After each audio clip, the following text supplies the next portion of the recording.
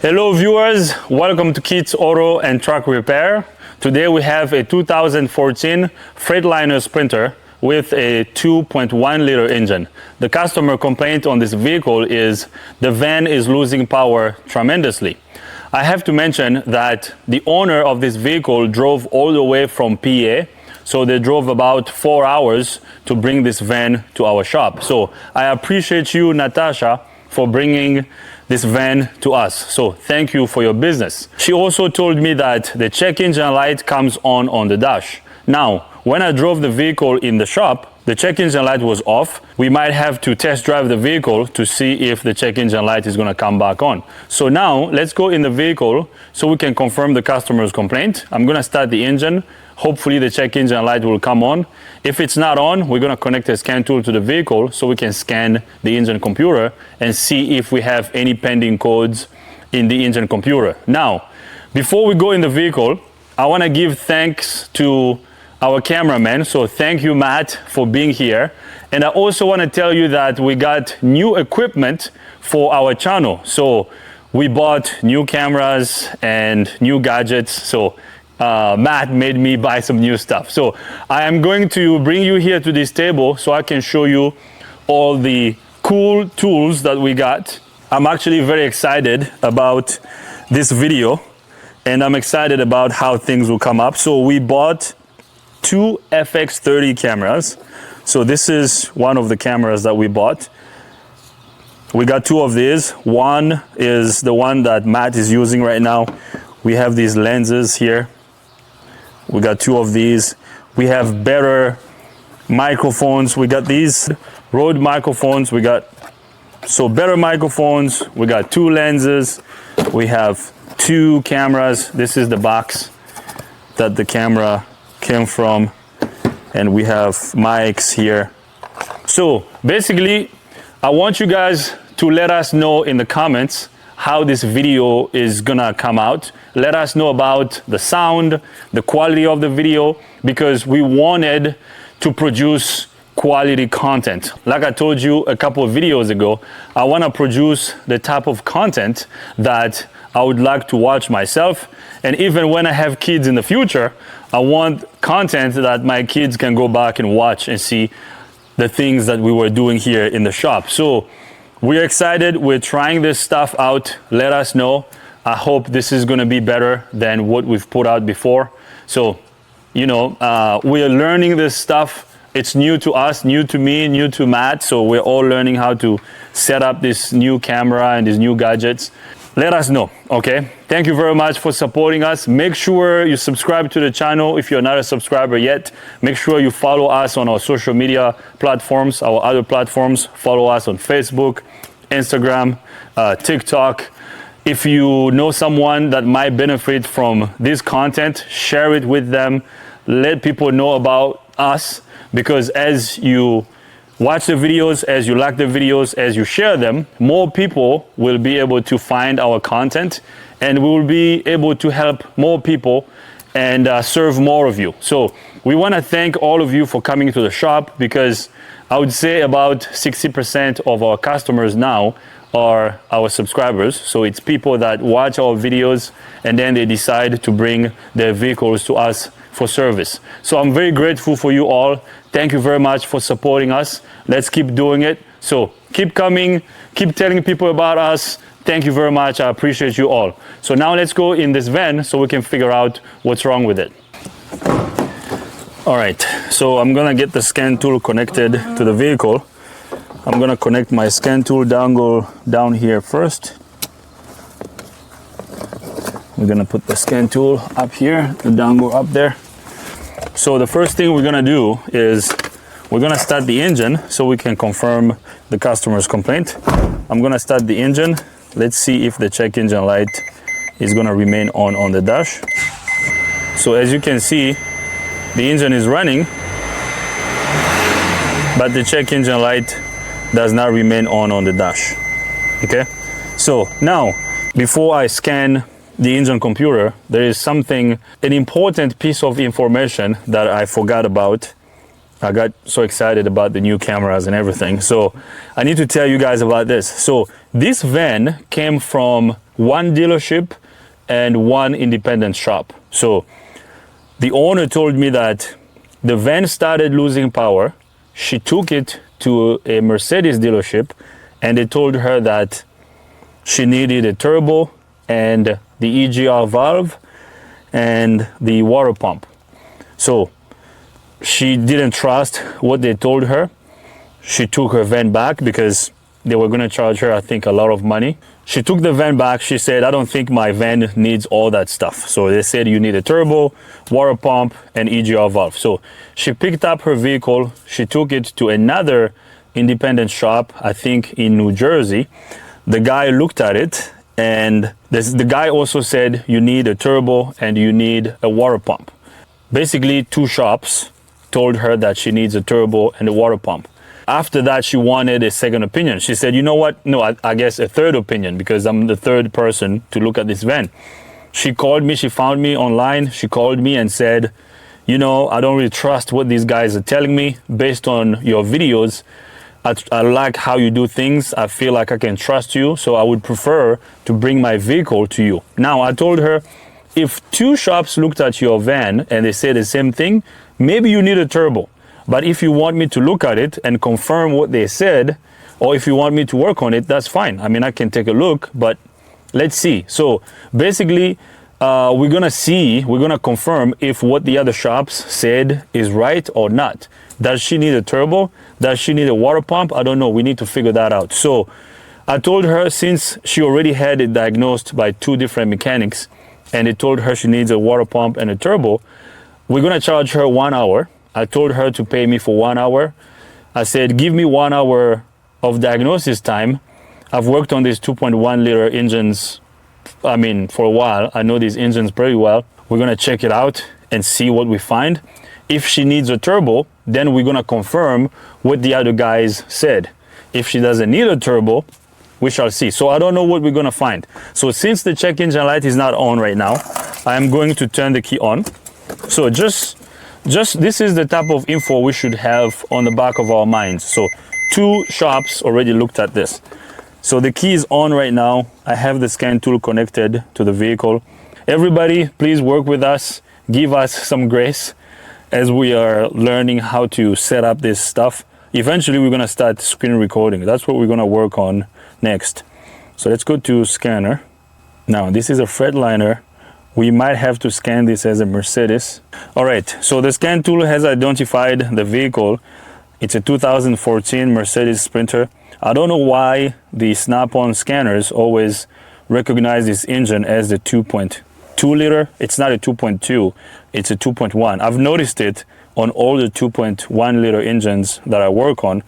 For some reason, the scan tool always recognizes it as a 2.1. So let's click on that. I mean, as a 2.2, I meant. It's saying 2.2 liter engine. It should say 2.1. Okay, so let's click OK. Now let's do a code scan. Let's scan all the control units on the vehicle and see what we got. That's interesting. There are no codes in the engine computer. 0 codes in the engine computer. That's odd.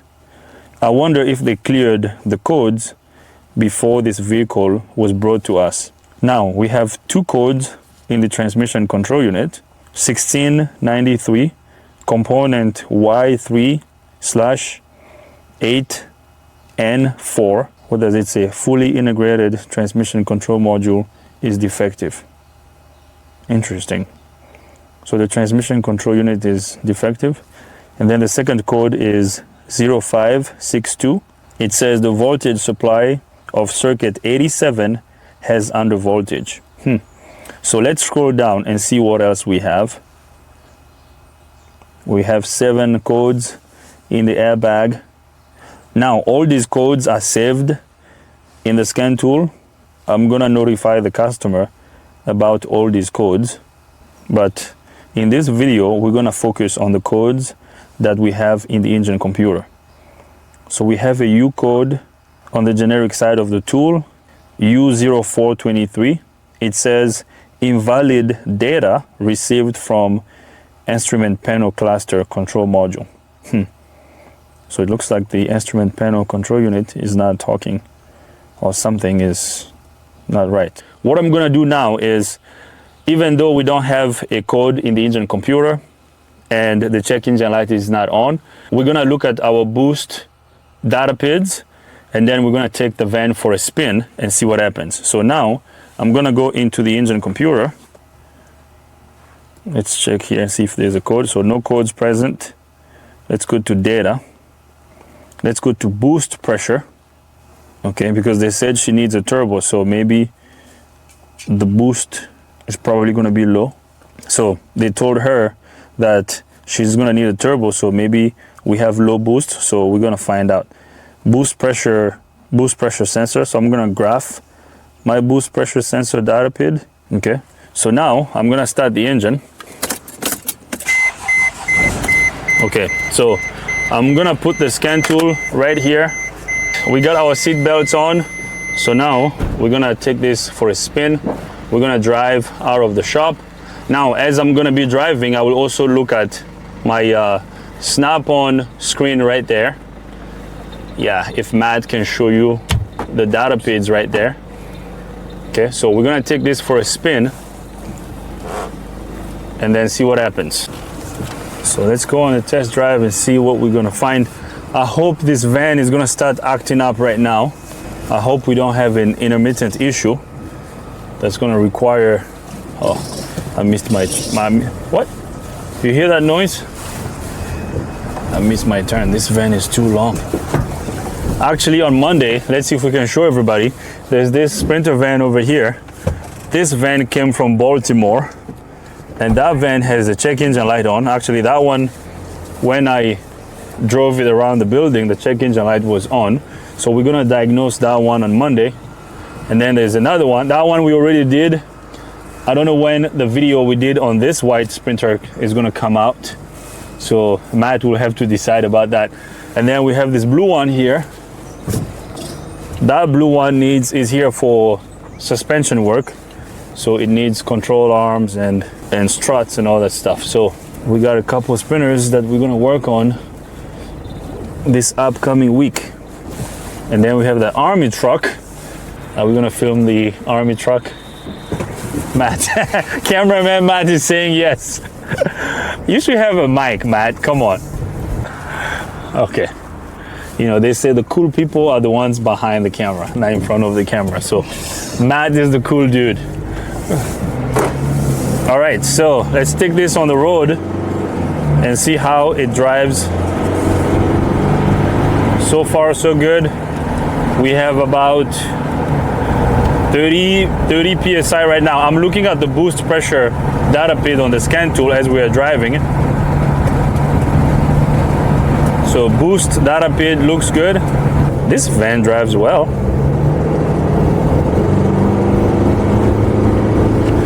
It's not losing power. Interesting. This van has 267,000 miles, 289.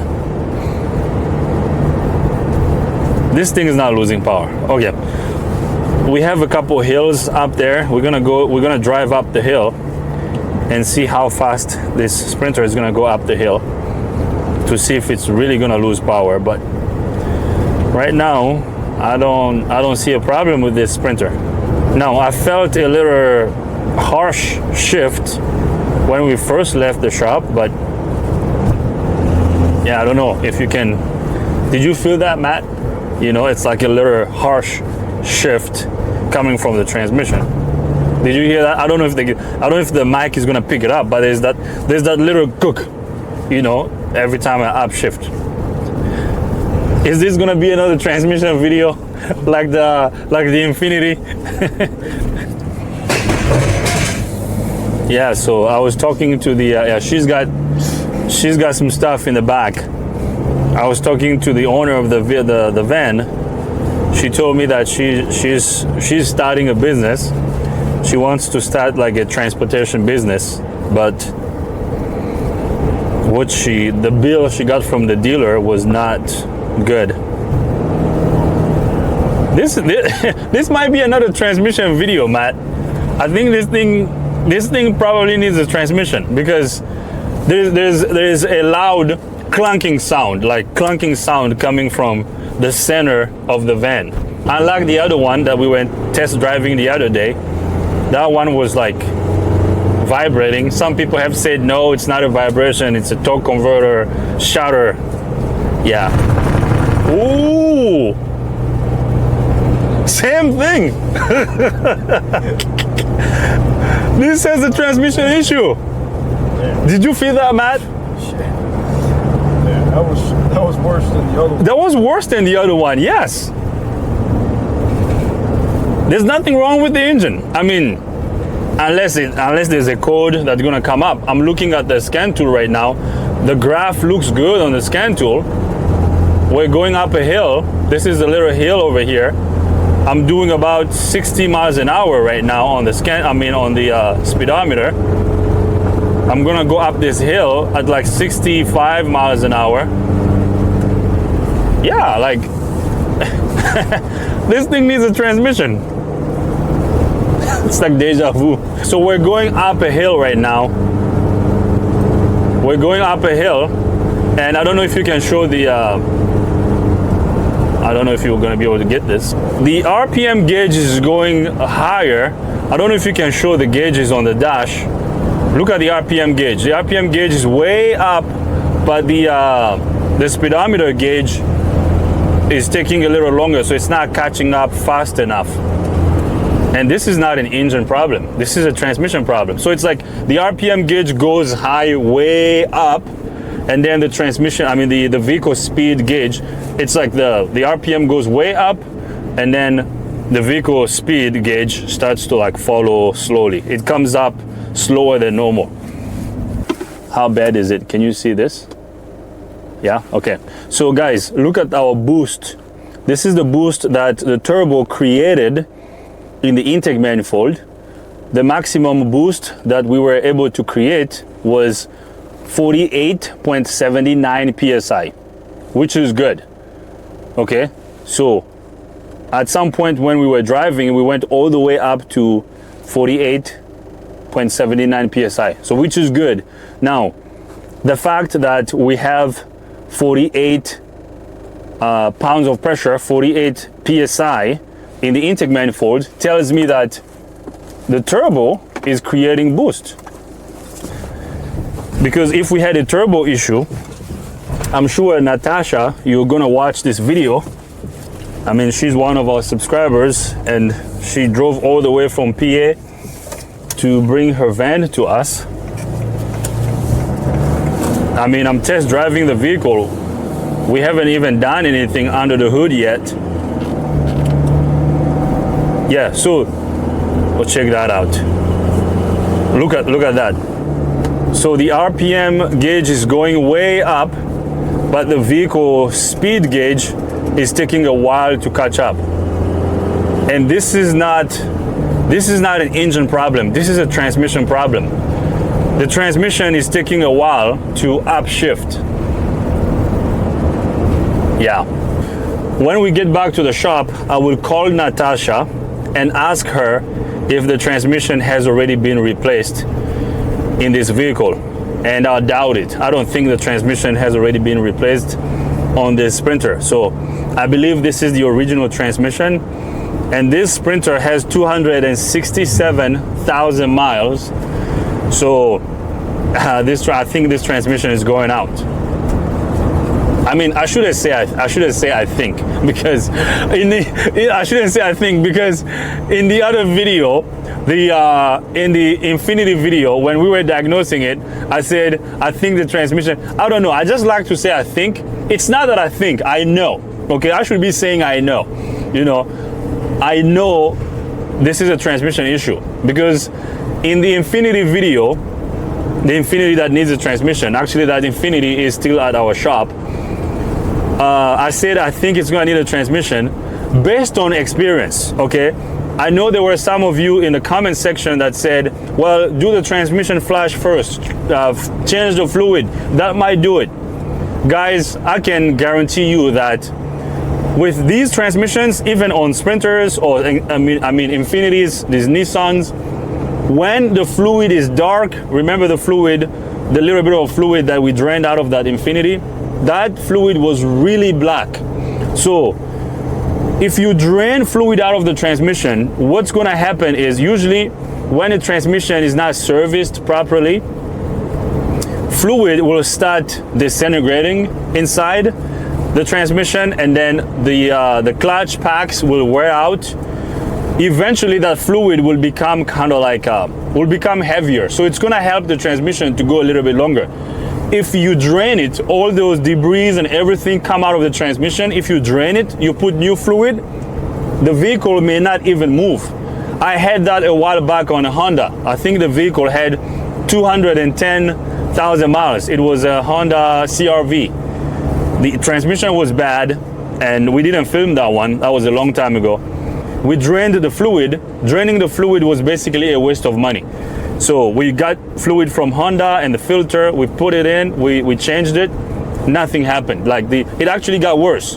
We couldn't drive the vehicle out of the shop. So that killed the transmission because we changed the fluid. And I believe that is what's going to happen on that Infiniti. Now, I'm talking about a different vehicle, not the vehicle we're test driving right now. So if I was to change fluid out of the Infiniti, that would happen. It's probably going to make it worse. So, because some of you, I read the comments, I read all the comments, I respond to pretty much all the comments, and I told all of you that changing the fluid is not a good idea. It's going to be a waste of money. And I told the customer, I told Wendy that we can change the fluid, but I'm not going to guarantee anything. So if you want to go ahead and pay for the transmission flush, I can do it. I don't mind doing it. I can do it.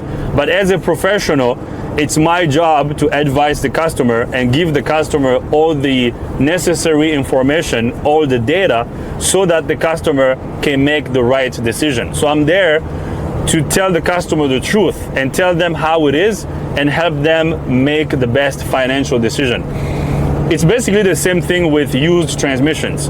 I recommend installing OEM remanufactured transmissions, but if the customer cannot afford it, I'm gonna install a used one if they ask for that, but my labor is not gonna be warranted. So there's no warranty on the labor, no warranty on the part. So that has to be on the customer. And our insurance company, the type of insurance I have, my insurance company does not cover used parts, used transmissions, or used engines. So I make it clear to my customers, if I install a used unit in your vehicle, our insurance company is not gonna cover it if something was to happen. And I'm always upfront. Usually I have people sign a waiver. You have to sign a waiver if that's what we're doing. We have you sign a waiver, and then we can install it. I know I'm gonna do my part well. When it comes to the labor, putting remove and replace, what I have to do, I can control what I can do, but I can't control the quality of the part, or I don't know how good the part might be. Okay, so I hope that answers some of the questions and some of the comments that you guys had. And all these questions are valid questions, but sometimes I make decisions based on my experience. I've been working on cars for over 15 years. I've never had another job. All I've done my whole life is working on cars. I remember the first time I did an oil change, I was 9 years old. I was working with my dad at his shop, and all I've done my whole life is working on cars. So I don't know everything. I'm not an expert, but I've seen a lot of issues. I've seen a lot of things. So, there are times where I can just use my experience based on what I've seen in the past. I can just say, you know what? This is not going to do it. This is not going to work. Just go buy another transmission, or just, I want to be fair. I want to save my customers money. I also want to give them the best advice so they can make the best decision. We are driving this Sprinter. This Sprinter is going to need a transmission, because when it shifts, I don't know if the camera is going to be able to pick it up. There is a loud clunking noise going on, and when I rev up a little bit, there is that torque converter shudder that you guys were talking about. I usually call it a vibration, but the right term is torque converter shudder. I think some of you mentioned it in the comments. It's true. I know that. You know, sometimes I forget certain terms sometimes, but the right technical term is transmission shudder. Yeah, I usually say it's a vibration, but yeah, it's a torque converter shudder, and we noticed it on this one. I mean, you can't make this up. I'm here with cameraman Matt. Matt felt it. I mean, you can definitely tell that it's very similar to what we were experiencing with the Infinity, right, Matt? Yeah, so pretty technically very similar. So let's go on the highway. Let's give it some speed. Yeah, I mean, when a Sprinter needs a turbo, 95% of the time, if the turbo is bad, you won't even be able to drive past 40 miles an hour. It's gonna go in limp mode. You're gonna have low boost codes. You're gonna have all kinds of codes. The check engine light is gonna be on. Like, you are not going to have zero codes in the engine computer, because right now we don't have a code in the engine computer. So Matt, if you can show everyone, we're about to get on the freeway here. Yeah, I mean, this Sprinter, you know, drives pretty all right. It only acts up, you know, a couple of times, but for the most part, it's good. I mean, we are on the highway right now. The turbos on these 2.1 liter engines don't really go bad that much. Like, usually what I usually see that goes bad is the actuators, because this turbo is the wastegate. This is like a bi-turbo. It's basically a combination of two turbos in one, two actuators.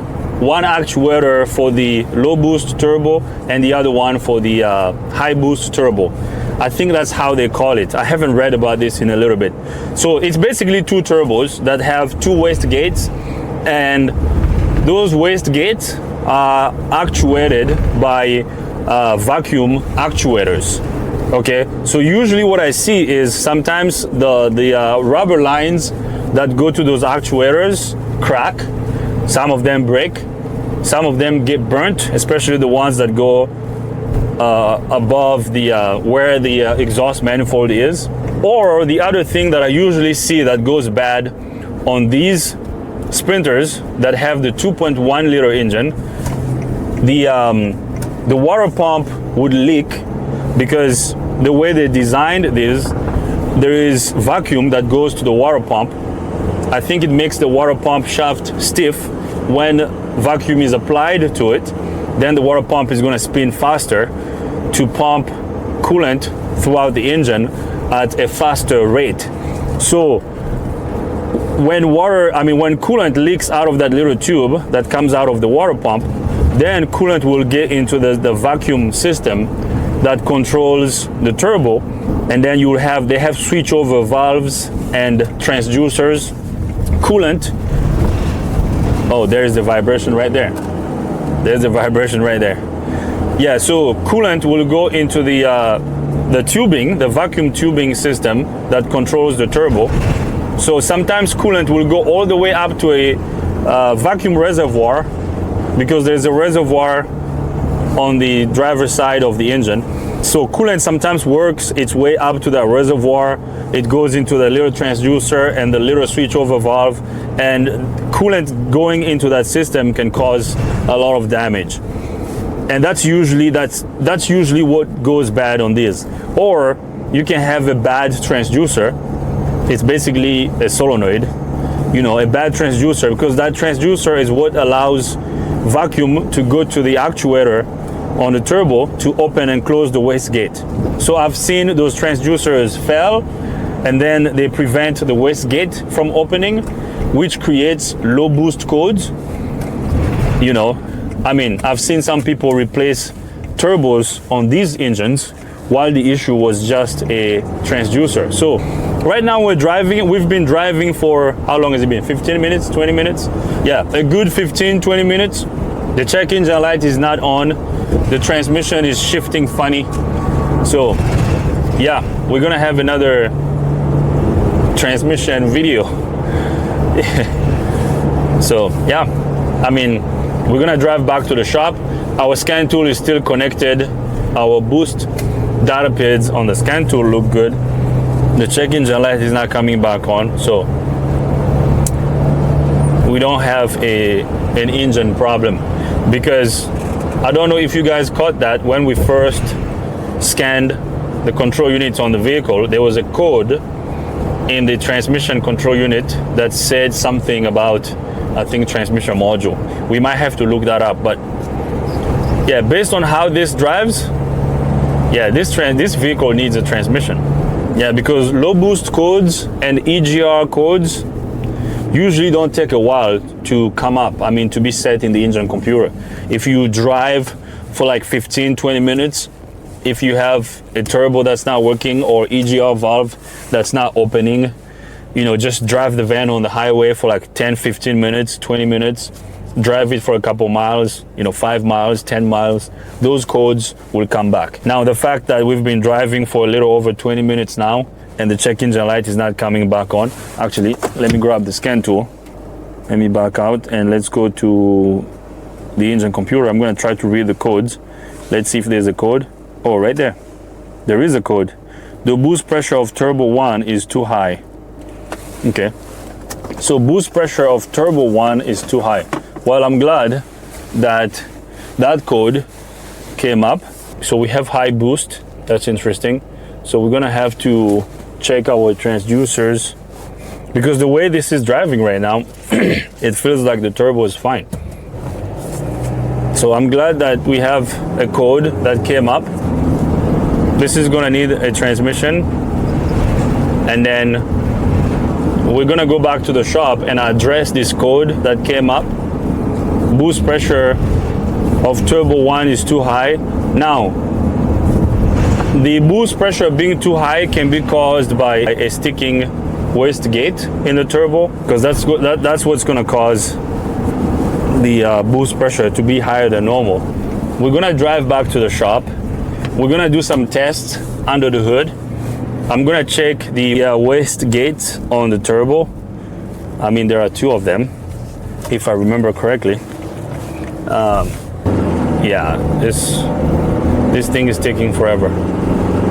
I'm gonna check the wastegate on the turbos, because there are 2 of them. There's turbo 1 and 2. We're gonna check both of them to see if we have a sticking or a binding wastegate, and then we're gonna check the water pump. So the way we're gonna check the water pump is we're gonna get a vacuum pump. We're gonna disconnect the vacuum line that goes to the water pump. We're gonna connect our vacuum pump to it. We're gonna pump vacuum into the water pump, I mean into the tube that goes to the water pump. If the water pump is good, it should hold vacuum. If it's not holding vacuum, that would be a problem right there. So now what we're gonna do is, Matt, if you can show these codes again. I hope that's not blurry. So I'm glad that these codes came up. So we're gonna drive back to the shop and do some tests under the hood.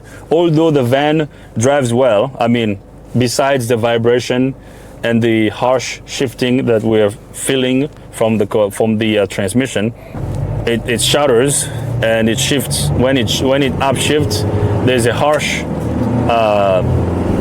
shift happening. So transmission needs to be replaced. We're also going to check this code we have in the engine computer, and then we'll see what we're going to find. So I'm going to drive back to the shop. When we get back to the shop, we'll bring you guys back up. We're almost back at the shop. So we're going to get in the shop and do some tests under the hood. We might have an actuator on the turbo that's probably not working, or maybe the wastegate on the turbo is stuck. So we are back here at the shop. Yeah, this van needs a transmission. We're gonna figure out why this code came up, and then we'll go from there. All right, so we are back in the shop. So now let's go under the hood and see what we got. I'm gonna show you a couple quick tests that I like to do if I'm dealing with low boost codes, boost too high codes, okay? Like boost too high, like the one we have right now. Quick test you can do, especially on these 2.1 liter engines. The first test you can quickly do on the turbo itself is the turbo has two actuators on it, two vacuum operated actuators.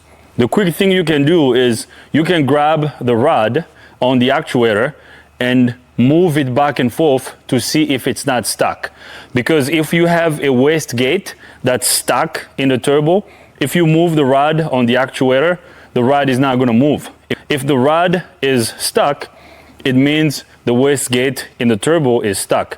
That's one quick thing we're going to do. And then the other quick test we can do is we can use this vacuum pump to send vacuum down the water pump to see if the water pump is holding vacuum, because I've seen water pump leak vacuum into the cooling system, which sometimes causes the turbo to not create enough boost. Now, we don't have a low boost issue on this one, we have a high boost issue.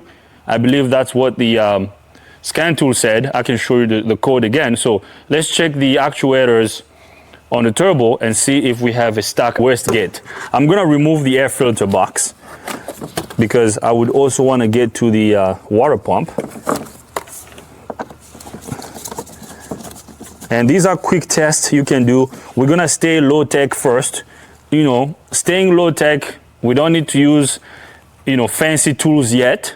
If we need to use fancy tools, we can, but I'm gonna try to stay low tech first, because another way of doing this would be starting the engine using our RTL scan tool and turning on the transducers for the turbo to see if the arms on the actuator, on the vacuum actuators, would move when you turn on the transducer that controls the actuator. Now, I know not all of you have high-end scan tools out there, so we're gonna try to do it low tech first so that everybody can do this test. You can even do this at home if you don't have the fancy scan tool. Now, if you have a fancy scan tool, of course, go ahead and do it. But if you don't have a fancy scan tool, this is what you do. So you remove the air filter box first. I'm gonna get this out of the way. And then we're gonna remove this cover. We're gonna get the engine cover out. So we got the engine cover out, and then down here, I don't know if Matt can show this. So this tube over here, this line, yeah, I don't know if you can, yeah, this line over here, you might have to go on this side. You see my finger? Let's see if I can put the light right here. So this line goes, this one is going to the water pump. Okay, so this line, if you follow it, it goes down there into the water pump. Now, this over here is a switchover valve. One side of this valve has an electrical connector.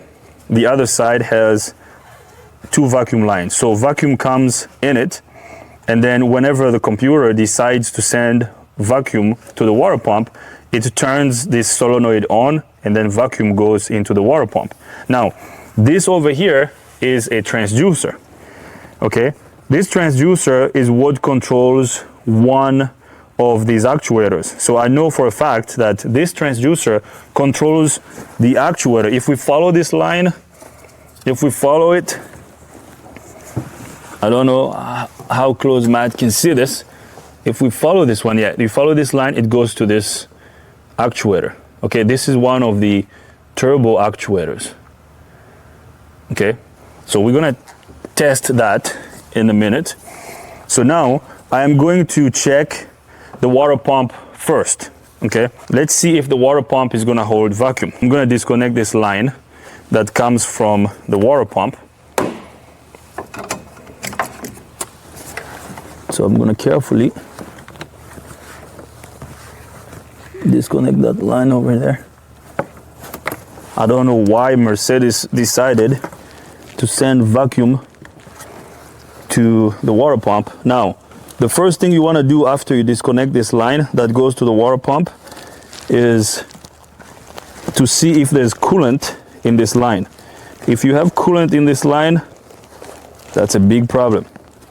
So check out this line. As you can see, there's no coolant in it. So that's good. So it means the water pump is not leaking coolant into this vacuum system. Okay, so now I'm going to use vacuum pump. Let me grab an adapter for this. So I got an adapter for our vacuum pump. I'm gonna connect this right here, and then we're gonna connect it. Maybe I should get on this side. So I'm gonna connect it to this line that comes from the water pump. Okay, so see? All right, so we have our vacuum pump connected to the line that goes to the water pump. So now what I'm gonna do is I'm gonna make sure we are on the vacuum side. So I'm gonna switch this. Now I'm gonna send vacuum down the water pump. So we got vacuum here. I'm gonna increase it up to 20 inches of vacuum, and then let's see if it's gonna hold vacuum. So check this out. You see how this is holding vacuum? So the water pump is holding vacuum. That's good. I'm gonna release vacuum. So we're gonna pump it again. Watch this. We're gonna go all the way to 20 inches of vacuum, or 20 inches of mercury.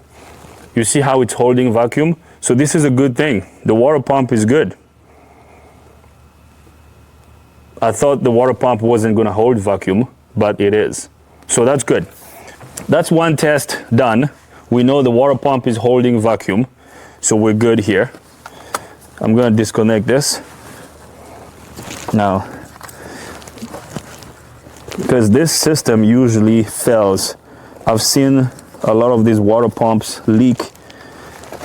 Vacuum would start leaking into the cooling system, or coolant will come into this little switchover valve, and then coolant will work its way up here. Now, if you see this over here, this is a vacuum reservoir.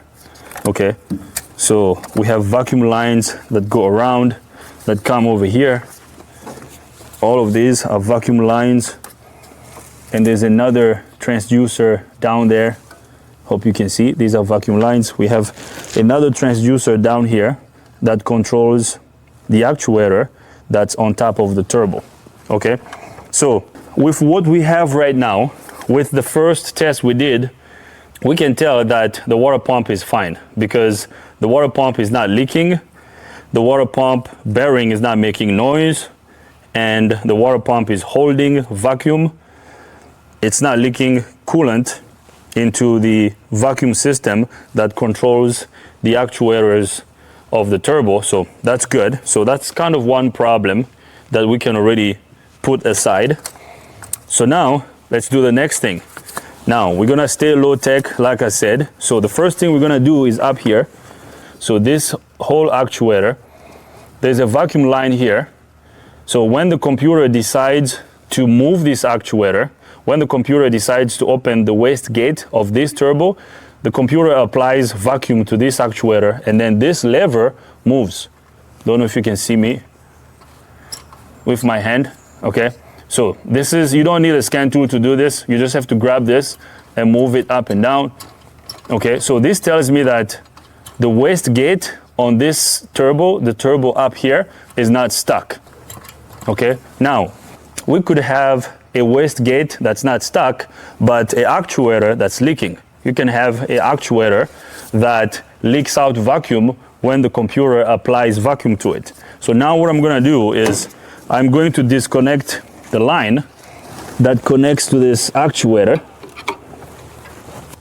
So now we're gonna test the actuator. We know this rod is not stuck. So now what I'm gonna do is I'm going to use our vacuum pump. We're gonna remove this adapter. So now I'm gonna connect the line that comes from the vacuum pump to our actuator. Okay, again, you can do this test with a scan tool, but once again, we're staying low tech. So now I'm going to apply vacuum to this rod over here, to the actuator. Let's see if this rod is gonna move. I don't know if you can see the rod. So now I'm gonna apply vacuum into this actuator. Now, as I apply vacuum, this rod should move if the actuator is good. So watch this. Let me move my hand out of the way. Do you see the rod move? You can see it right there. Perfect.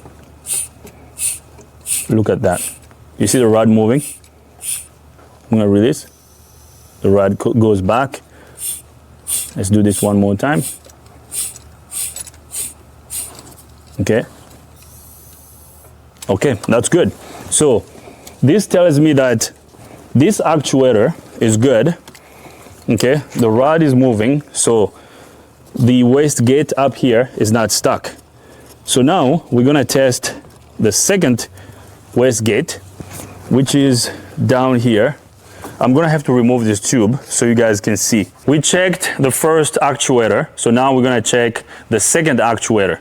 So now Matt is gonna bring you guys up here. Okay, so this is the actuator we checked. We know this rod is not stuck, the actuator is working. Now there's another actuator over here, this guy, okay? So this is what we're about to check. Okay, now the rod for this actuator is down here. Now what I'm gonna do is I'm gonna disconnect this line, this vacuum line that goes to this actuator. I'm gonna use my pump, the line that comes from the vacuum pump. I'm gonna connect it. Let me move this line out of the way so that everybody can see. Yeah, so I'm gonna connect the line that comes from my vacuum pump to this actuator. Let me see if I'm gonna connect this here, just like that. So we got our vacuum pump. We got our vacuum pump connected to the actuator. So now Matt is gonna have to move from this angle so we can show you the rod of the actuator. So this is stuck. This is the problem, guys. The wastegate on this turbo is stuck. You see how I cannot move this rod? This rod is not moving. Now, I'm gonna apply vacuum with the vacuum pump. So I'm applying vacuum with the vacuum pump. It looks like it tried, just a little bit. Watch that. I don't know if you can see that. I saw it move just a tiny bit because the wastegate is stuck. Watch. Can you see it on camera? Mm-hmm. See? It moves just a little bit. So this is the problem, guys. This wastegate over here is stuck. So now I'm gonna get a hammer and tap this. I'm gonna spray some WD-40 over here, and then I'm gonna tap it to see if we can unstick the wastegate inside the turbo. So just give me a minute, guys. I'm gonna grab some WD-40. I don't know if it's gonna work. I'm not sure if it's gonna work. Yeah, and I see this is why I believe the other shop said that she needs a turbo. Because if the wastegate is stuck,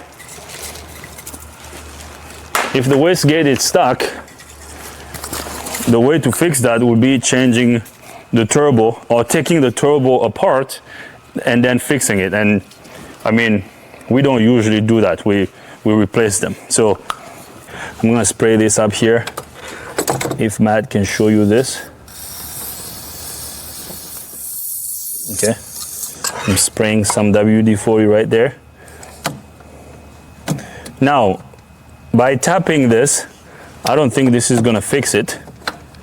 You know, this turbo, the long-term solution would be changing this. All right, so I'm gonna put this up here. It's just an extension, and then I'm gonna tap on it. Let me see if I can, yeah.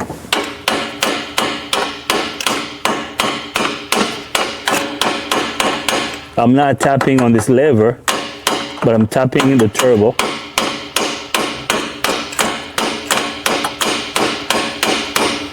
Let's see.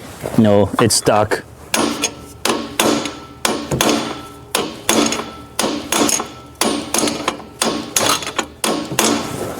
Let me try to move it. Yeah, okay, this is stuck. Yeah, all right, we're done. This is why we have a turbo one. Let me grab the scan tool so I can see the code that we have. I think it said turbo one is too high, so right here. Matt, let's see. And this code is very self-explanatory. The boost pressure of turbo one is too high, okay?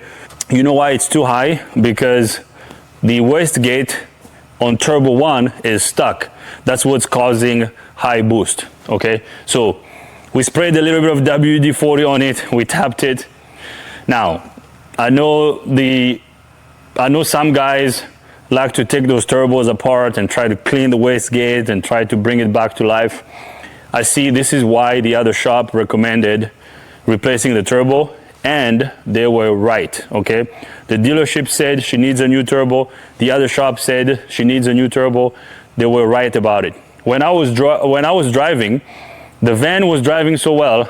At first, I thought it didn't need a turbo. I was like, it was driving fine.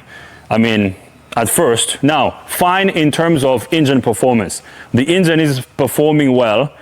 The overall vehicle is not running well because the transmission is acting up, okay? Besides the turbo being faulty, she's also gonna need a transmission. Now, I would love to put this on a lift and drain a little bit of transmission fluid so I can show you like we did on the Infinity last week, but I don't have a Sprinter lift. So, I mean, I guess I could just put it on jack stands and crawl underneath and drain a little bit of transmission fluid out of it and show you. I mean, Matt is like, you know, moving his head, so we might have to do that. But at this point, we are done with our diagnosis. I mean, the turbo issue that she told me about, those two shops were right. She's gonna need a turbo because the wastegate of turbo one is stuck, so it's causing the boost to be too high. And then about the water pump, she told me they also told her that she needs a water pump. Now, about the water pump, I don't think so because the water pump is not leaking. The water pump is not making noise. If the water pump was making like a whining noise or a growling noise, I was gonna say she needs it, but the water pump is not making noise. It's not leaking. It's holding vacuum. Like I said earlier, what I usually see with these water pumps is sometimes they leak internally and then they don't hold vacuum anymore. So this one is holding vacuum. It's not leaking. So she doesn't need a water pump. I can say that for sure. She doesn't need a water pump, but she needs a turbo. And she's also gonna need a transmission. So we are done. I mean, what other tests do we need to do? Since this turbo has two turbos, so there's two in one is fine, but the other one is bad because the wastegate is stuck. So I guess I know some of you would want to see the fluid that will come out of this transmission. So let me get my tools out of here first. Let me remove all my tools. I'm gonna put this tube that I removed back, and then I'm gonna put the van on jack stands because I don't have a, I mean, this Sprinter is a long Sprinter. If it was a short Sprinter, I would have put it on this lift over here. We have this, you see where the VW is? We have that lift there. That lift usually works for short Sprinters, but not these long ones. So this is a long Sprinter. I won't be able to lift it there and do all the stuff I need to do. I mean, especially to show you, like if I was just changing the transmission, we can change the transmission on jack stands, we can do that. But draining the fluid, showing you exactly with the camera, we won't have enough room, I mean, doing it on jack stands. So, I mean, that doesn't mean we can't do a transmission here on the long Sprinter, we can do it. But having a lift for a long Sprinter makes it a lot easier. So what I'm gonna do now is, let me get all my tools out of the way. We are done with our testing. I am going to put the tube that goes up here back on. I'm gonna put the engine cover back on. I'm gonna put the air filter box back on off camera. I'm gonna put everything that we removed under the hood off camera. And then I will see if I can drain a little bit of transmission fluid from the transmission so we can look at it. So I'm gonna put everything under the hood back together, and then I will bring you guys back up. I put the vehicle on jack stands, so now I'm gonna crawl under the van so we can check our transmission fluid. I wanna drain a little bit of transmission fluid out of the transmission so we can look at the color of it. We are here under the vehicle. Here's the transmission. This is the transmission oil pan. As you can see, the transmission oil pan is rusted out and it's leaking actually. You see it's wet over here. So it's either leaking from these rusty spots or it could be leaking from the transmission oil pan gasket. So I'm gonna undo this drain plug. So this is the transmission drain plug. Hopefully it doesn't rust through and start leaking. So this is a 6mm Allen. So we're gonna use a 6mm Allen right there. I'm gonna tap it a little bit. We have to be careful, so I hope this is gonna crack loose easily. There we go, that's nice. Good. So I am going to drain just a little bit of transmission fluid out of this transmission, and then we're gonna put it back. So we're just testing. We're gonna look at the color. Oops. Okay, so right there. So we got a little bit of fluid out of the transmission. So I'm going to manage to put the transmission drain plug back on. So we got a sample. Oh, look how dark this transmission fluid is. So we pretty much have the same problem like we did with the Infinity. So this transmission hasn't been serviced. Okay, perfect. So now let's take this fluid out so we can analyze it. So this is the fluid that came out of the transmission. Let's show everyone how this fluid looks. You see how dark this fluid is?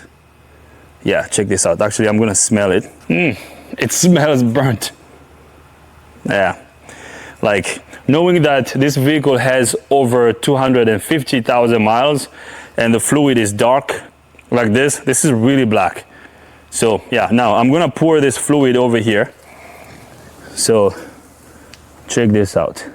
You see how dark this is? Yeah, this shouldn't look like this. Yeah. Okay.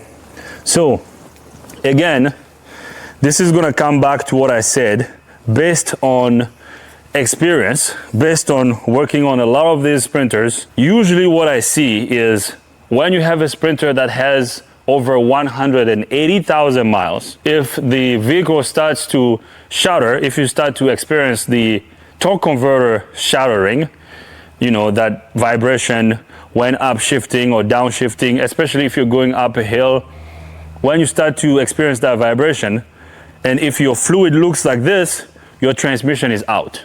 Like, doing a transmission flush is not going to fix this. I can guarantee this. I can bet my money on this. If we drain and fill the transmission, or if we do a transmission flush, it's not gonna fix it. It might even make it worse. So, I mean, I'm gonna let her know what we found. I'm sure she's probably gonna watch this video. The transmission is out, okay? And it looks like the transmission I saw under this van, that looks like the original transmission. I don't think that transmission has been replaced. So we're done. We are at the end of our diagnosis. We're done. So what's wrong with this van? First, it needs a transmission, okay? Transmission needs to be replaced. A transmission flash is not gonna fix this. The vibration, the harsh shifting that we felt when we were driving, you know, it's a high mileage vehicle, transmission fluid is really dark. Doing a flash here is not gonna help. The transmission flash won't do it.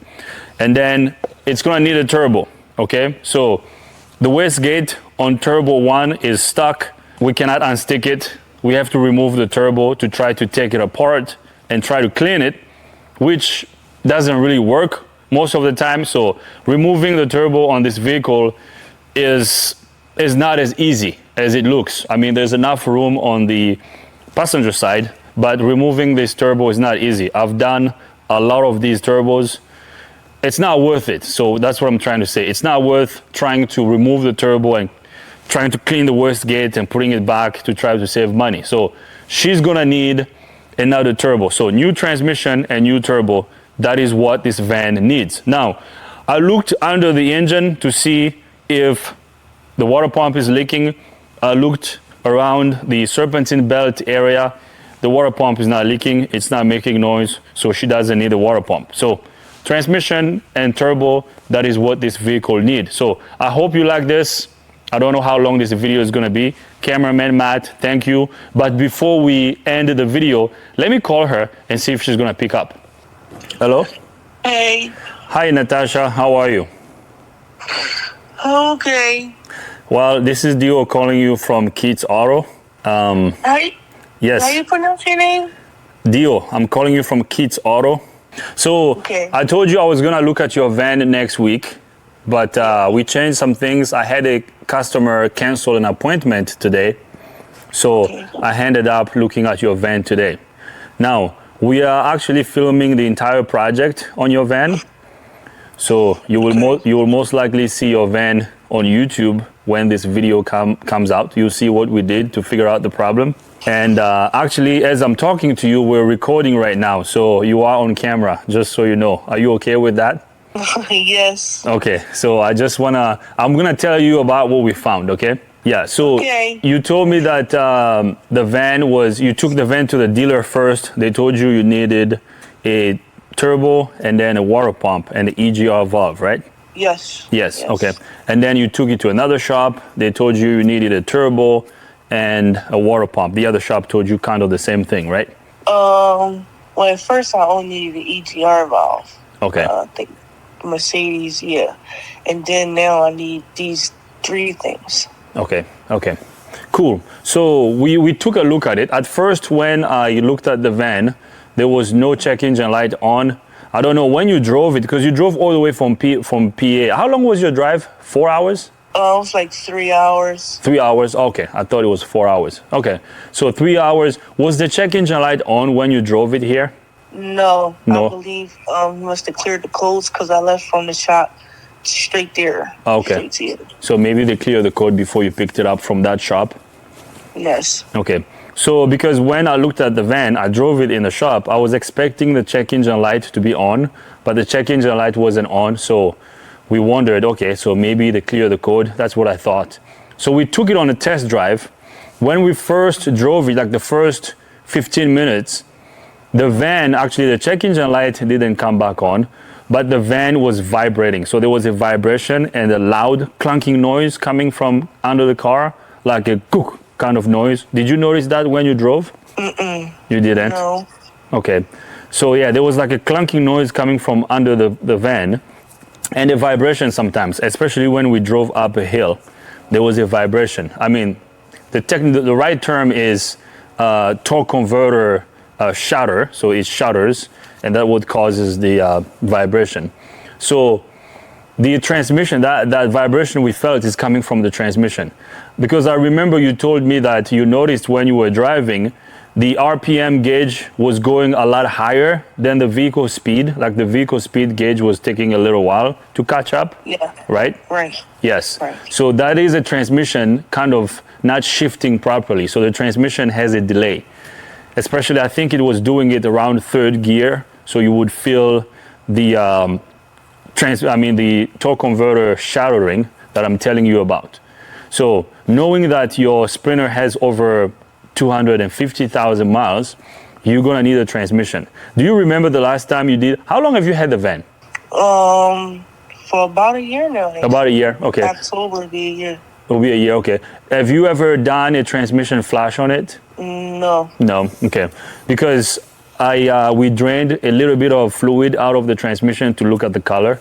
It was very dark. I was gonna ask you that too. I was gonna say, if it wasn't too bad, I was gonna ask you to change the fluid. Looking at your videos, it was like, I was like, oh my God, I wonder what my fluid look like. Yes. Well, actually, we just did a. I don't know if you watched that video. We did a Infinity. I think it was last week. We worked on an Infinity that had a transmission issue. Actually, they told the customer that she needed an ECM, but it ended up being a transmission issue. We looked at the fluid; it was so dark. Yeah, I don't know if you watched that. So, well, the transmission fluid is really dark, and the transmission. It looks like the original transmission is on the van. I don't think this transmission has been replaced.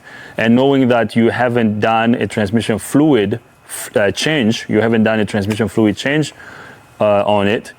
So I believe maybe the previous owner also didn't take good care of it because the fluid is really dark. Now, based on experience and the knowledge that the van has, I mean, we can do a transmission flash if you want to, but I don't think that's gonna fix the cause, the issue. Now, we can do it just to try. I'm not gonna guarantee anything. We can try it, but I don't think it's gonna work. So we can change the fluid and the filter just to see if it works. But there are possibilities that the transmission fluid won't fix it. Do you still want to go ahead and do that? Should we do that first? Give it a try and see if it works. So a flash, you have to just what? Add some type of liquid? Yeah, so you gotta change the fluid out of the transmission. So you get the fluid out of the transmission. You also have to remove the transmission oil pan and then get to the filter. We're gonna replace the filter. And also, the oil pan on your transmission is really rusted out. We might have to change that too if we end up keeping the transmission. Depending on, let's say if we do the flash and then it works, we're gonna have to change the transmission oil pan because it's completely rusted out. It's gonna start leaking eventually. So when we do these transmission fluid changes, we always change the filter, the transmission oil pan gasket, and the fluid. Okay. And what about when you first get in the van and you put it in reverse and it makes that big bang sound? Yeah, the bang sound. Yeah, that's coming from the transmission. Okay. Yeah, that is coming from the transmission. Yeah. He told me it was some give in the axle, and that's why it does that. Mm-hmm. Yeah, we checked. I checked the axle. Sometimes when you have worn out drive axle support bearings, they can make noise, but usually they make like a growling noise. I checked them. I did a visual inspection under the van. That's good. We didn't film that part. I should have filmed it. The thing is, in my new shop right now, I don't have a lift for a big Sprinter. I have a lift that can lift a short Sprinter, but not a big one. So these tests and filming them are a lot easier when we do them on the lift. Now, if it ended up needing a transmission, we can still take care of it, but we do it on jack stand, so we can't really film and show everything. But yes, just to answer your question, I did that. So we checked the drive shaft and the support bearings. Those are good. Okay. And what about the turbo and the water pump? That was going to lead me to my next thing. So I wanted to tell you about, the transmission first. So basically you need a transmission, but I am open to try a transmission flash. Again, based on how it looks, I don't think it's going to fix it, but we can try it. You never know. Why not? We could try it. Now, about on the engine side, after we drove for I think 15 or 20 minutes, there was a code that came back in the engine computer. That came in the engine computer. It said something about turbo 1 boost high. So basically, the boost on turbo 1 was too high. Because at first when I was driving, I thought your turbo was fine because I just noticed the transmission not shifting well, but everything else, the engine was driving, was pretty much revving pretty well, and I could tell that the engine had enough boost. So after a while, when that code came back, I looked at it. We came in the shop and we did some tests. I have realized that the wastegate on the first turbo is stuck. So the wastegate on the second turbo, because these 2.1 liter engines have like two turbos that are housed together, so they work together, two turbo in one. So one has a wastegate that's good, but the other one is stuck. So I tried to tap on it to see if I can unstick it. It's not moving. So your turbo needs to be replaced. And the guys at the dealer were right, and the other shop was right too. So you need a turbo, but you don't need a water pump. I checked the water pump. These water pump have a vacuum line that goes to it. We checked the vacuum line. We sent vacuum down that line. It's holding vacuum. The water pump is not leaking. It's not making any noises. So the water pump is good. So basically you need a turbo and a transmission. Jesus. Yeah. Okay, so you want to try the flash? I mean, you have to. As far as the boost, like far as like, you know. Mm-hmm. So it's not okay. So it's not shifting because I mean it's not like so because it's not going like it's not catching like speed fast. Mm-hmm. Is that the turbo or the transmission not upshifting? That's the transmission not upshifting because on the engine side you have a high boost problem. So it's not a low boost. If you had a low boost issue, that can cause like engine performance or vehicle performance issues. So it's stuck on the high side, so which is good. You just have high boost there, which can cause issues to the engine, so that needs to be addressed. But as far as what you were complaining about is coming from the transmission. Now, like I said, we can try a transmission flash. If you authorize the transmission flash, we can try it. But again, you know, I don't know if it's gonna work. Okay. And I definitely need a turbo. Yeah, you definitely need a turbo, yes, 100%. So what we can do is, I'm gonna send you an estimate. I'm gonna send you an estimate for a turbo replacement, and I'm gonna send you an estimate for a transmission flash. Okay. Because the other thing that I see sometimes with these with these transmissions that have high mileage, when you change the fluid, it can actually make it worse. Actually, because what happens is the transmission fluid gets so old, you know, you have the clutch packs inside the transmission starts to disintegrate. When they wear out, it kind of forms like a paste in the transmission, which helps it work. But once you drain the fluid, you get all the debris and all those like material out. You put new fluid in it, sometimes the transmission doesn't work. So there is a possibility that if we change the fluid, your transmission may not even work. And I just want to let you know that, because I've had transmissions here when you change the fluid and then it gets worse, it doesn't even work after that. Oh man. Yeah, I mean, we can try and see what happens, but yeah, so I mean, there will be maybe three outcomes. Outcome number one, which we all would like it to be, if we try it, it works, and you don't need a transmission, we save you a bunch of money, that's great. You know, you're happy, I'm happy, and I want you to be happy because you drove from far away and you've been watching our videos. I appreciate you for coming all the way here. So hopefully when we change the fluid, it works, then that's good. The other option would be we change the fluid, it doesn't work, we just spend money on fluid, we have to buy a transmission and change it. And then option number three, outcome number three would be we change the fluid and now the transmission won't even shift. It's like completely dead because we changed that old fluid that's been kind of keeping the transmission going. So those are the three things that can happen. Okay. Well, I mean, I can't never not change the transmission fluid, especially when I know that it's dirty. Mm-hmm. So I guess that kind of says it right there. Mm-hmm.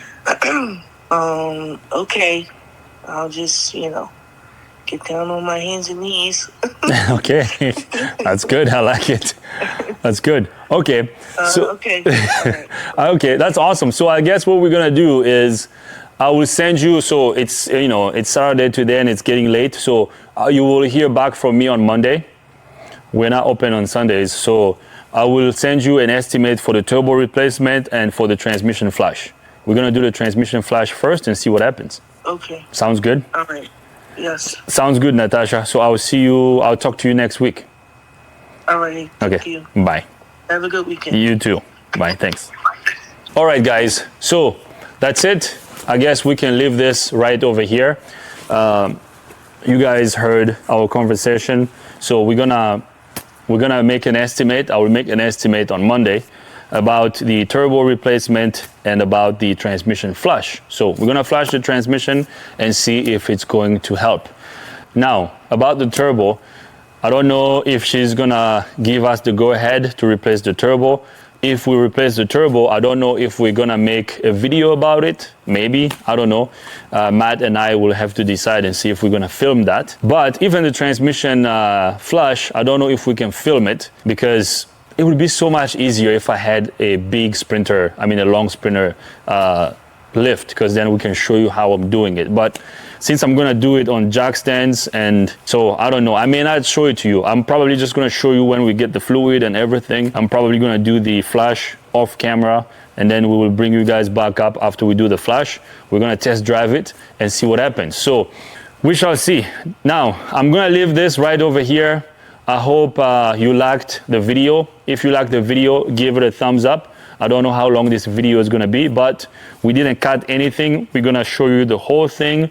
You're getting the full experience from the beginning to the end, and how we do things over here in our shop.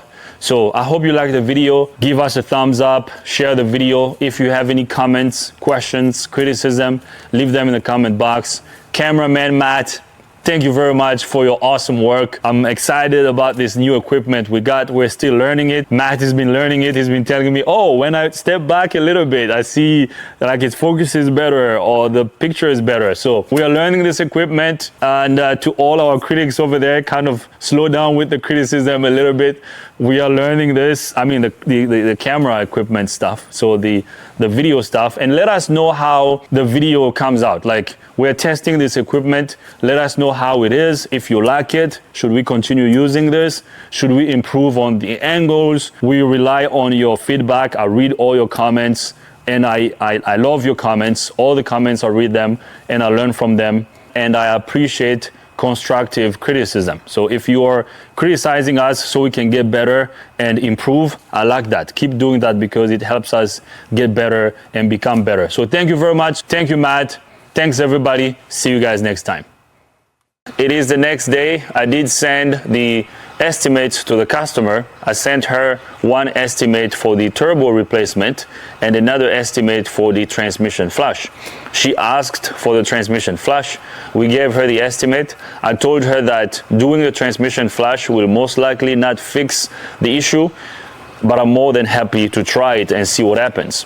So to do the flush on that Sprinter, you need about 10 quarts of fluid, and we get the fluid and all the parts from Mercedes, because you have to drain all the fluid out of the transmission, and you also have to make sure that the torque converter fluid gets drained. The fluid in the transmission and the torque converter gets drained. So there's a machine we use to do that. You connect your transmission flush machine to the transmission cooler line, and that machine does its job. So it pulls all the fluid out of the transmission, and you have to start the engine, and there's a specific procedure you have to follow to do that. So I quoted a transmission oil pan, because the transmission oil pan on that Sprinter was really rusty. So I quoted a transmission oil pan, a transmission oil filter, and a transmission oil pan gasket. And the service info says that when you remove the bolts for the transmission oil pan, you have to replace them. So we also added transmission oil pan bolts and transmission fluid, plus the labor to do that. So everything was around $1,000. We added another estimate for the turbo replacement, and we got a price for an OEM turbo. So turbo from Mercedes, and all the gaskets that we had to remove to do the job. So the customer looked at both estimates. She looked at the price of how much everything was going to cost. She decided not to go ahead and do it. She told me that since she recently purchased the van, and the van has a lot of miles, she's trying to use the van for her business that she's starting. She said, if I'm gonna have to spend a little over $5,000 to fix the turbo and do the transmission flush and everything else that we have to do to this Sprinter van, I might as well just buy a brand new Sprinter. I might have to use that money to put down as a down payment on a brand new Sprinter. I said, well, if that's what you want to do, sure. I mean, my job as a technician is to educate the customer about the condition of the vehicle and help them make the best financial decision about fixing their vehicles or about going about the repairs that we recommend in this shop. So the transmission already had a lot of miles. The fluid was really dark. So I don't think the flash was gonna do it, but I was willing to try it. So she decided not to do it. She came and picked up the van. She's gonna think about it for a little bit to see if she's going to buy another van or fix the one she has. So she paid for our diagnosis. She picked up the van. I wanted to bring you guys up to speed and tell you what happened because all of this happened off camera. She came a little bit ago and picked up the van. Cameraman Matt wasn't here with me, so we didn't film that part. I'm just telling you what went down while cameraman Matt wasn't here, and the van is gone. She's gonna call me back. She said she will call me back and let me know whether she's gonna go ahead and fix that van or buy another one. So, which makes sense because that van has a lot of miles. That turbo needs to be replaced. The transmission also needs to be replaced, so that's gonna cost a lot. So that's it. We're gonna leave this right over here. I hope we're gonna see that yellow Sprinter here again, but if not, we're gonna move on to the next vehicle. I wanted you guys to know, so there won't be a part 2 of the yellow Sprinter. So we know it needs a turbo. It also needs a transmission. I can guarantee that. Okay, so thank you very much for watching. Subscribe. Let us know how you're liking these long format videos. I think this is going to be the first or the second long format video that we're making, so let us know in the comments. Thank you very much. Cameraman Matt, thank you for being here. See you next time.